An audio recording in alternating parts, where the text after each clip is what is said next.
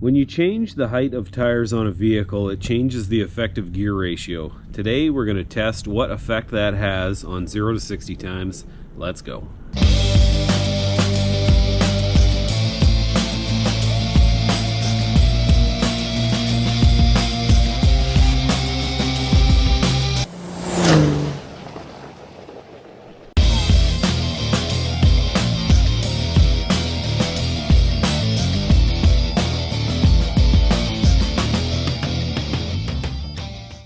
Alright folks, well it is no surprise I've been neglecting the 12 valve build. There's been a couple things happen off camera. I had to put a new brake booster in it. I've been trying to track down oil leaks and I have been pretty frustrated with it. But today we're going to do one more play day horsing around with the Dakota RT, and then I'll probably get back on the 12 valve tomorrow. Today, as I mentioned, we are going to have a look at gear ratio and 0 to 60 times and what sort of difference that can make. Okay, so one of the reasons that I wanted to do this test is because in the Dakota RT world, it's pretty common for guys to go to a 456 rear end. These trucks come stock with a 392, and apparently for drag racing and stuff, that makes a huge difference. The one thing I got to thinking though is these trucks come with a bit of an odd tire size stock. They are 255, 55, 17. Now, that's a really hard size to get. That size, I think, was canceled for a while and recently has sort of come back into existence. But regardless, I've got two pretty dramatically different size tires here. These are 245 65 17s, which I think are about an inch or an inch and a half taller than stock.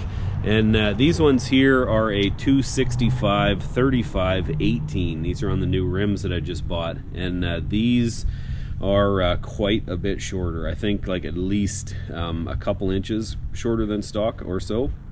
Okay, so I'm going to try and explain some of the math going on here. Basically, if you ever change a tire size on a vehicle, you're changing your effective gear ratio. So my truck, as you can see here, has a, by the way, if you ever want to try and figure this out, this website tiresize.com has this tire size gear calculator, which is very handy. Anyways, my truck has a 392 rear axle ratio, so that gearing stays the same. However, when you change a tire size, bigger or smaller, it changes your effective gear ratio. So this is the stock size that my truck would have, 255 55 17. My short tires are 265 35 18, so that moves the effective gear ratio from 3.92 to 4.34. And if I wanted to maintain the stock RPM at highway speeds, I'd have to go to this one here, 3.54.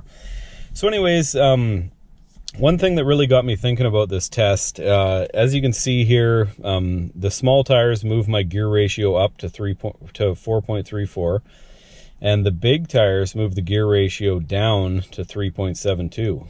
So, as I was mentioning, a lot of people go from the stock 392 rear end to a 456 rear end, which is a difference of 0.64.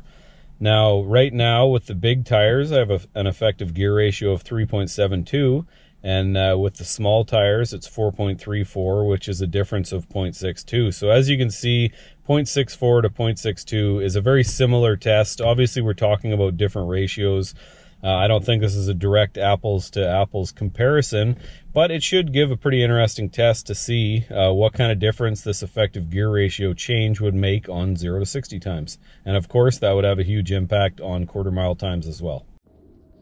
Now on my 12 valve here, I have gone to dramatically taller tires. As you can see, these are 37s. I re-geared these axles myself. It was an absolutely huge job.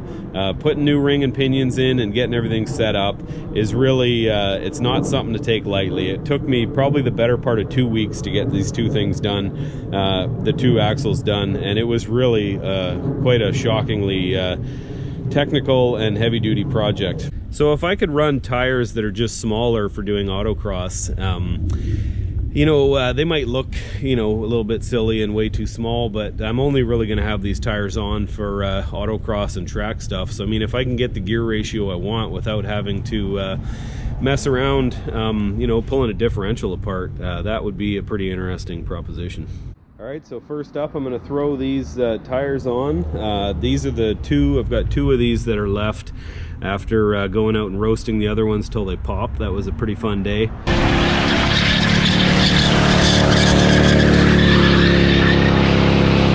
Yeah, so here's the carnage. This tire got just absolutely annihilated the other day.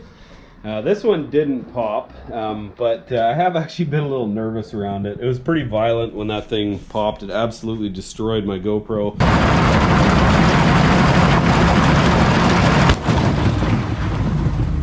So I think I'm going to let some pressure out of this. Every time I touch it, I'm always worried it's going to explode. Now we're going to toss these on, take it out for a drive, and do a 0 to 60 test and see what we get. All right, now one thing to keep in mind is that when you change tire size, it's also going to change your speedometer's reading, and generally it's going to make it incorrect. So I went and downloaded just this free app. I used it, I tested both tire sizes out, and basically with the big tires, when it gets to right here, which is 90, that is 60 miles an hour. Sorry, I'm in Canada, so there's a bit of a horsing around between metric and stuff. And with the small tires on, when it's at 102 or 103, it was right in there. That is what related to 60 miles per hour. All right, well, tires are on. Let's go test her out. Well, I'm definitely getting a kick at how it looks with the big tires on the back. It drives pretty good coming up here. No complaints really. All right, rev it up to about 1500.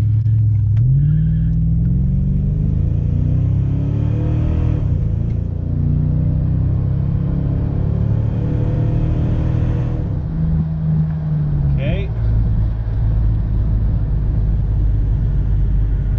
These things do not have a reputation for being fast in the quarter mile or the 0 to 60.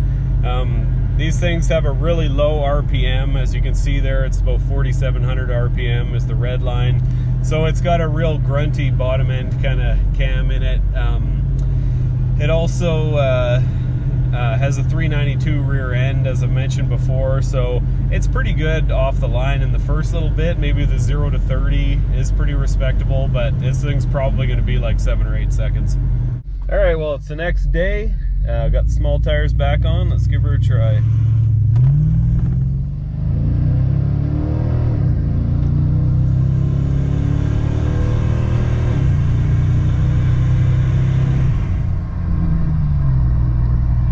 That definitely felt better.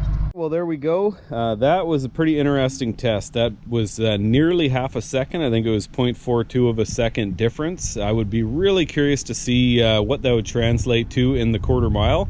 But I mean, half a second over just a 0 to 60 would probably knock a fair bit off in a full quarter mile. All right, folks, well, that was a very fun test. As I mentioned, or maybe I didn't mention in this video, but these rims and tires are mostly just going to be on for autocross and track stuff. I have a taller set of tires that I'll be driving around on for the most part. And another aspect of this test that possibly we should go through is that with the smaller tires, my highway RPMs are going to be quite a bit higher. And it might be interesting to see what kind of difference that makes in fuel economy going from the big tires to the small. So if anybody wants to see that, let me know. And just want to say thanks for coming along. I had a really fun time with this test, and overall I'm really enjoying having these little tires on the truck. So thanks for coming along. Please like and subscribe, and we will see you on the next one.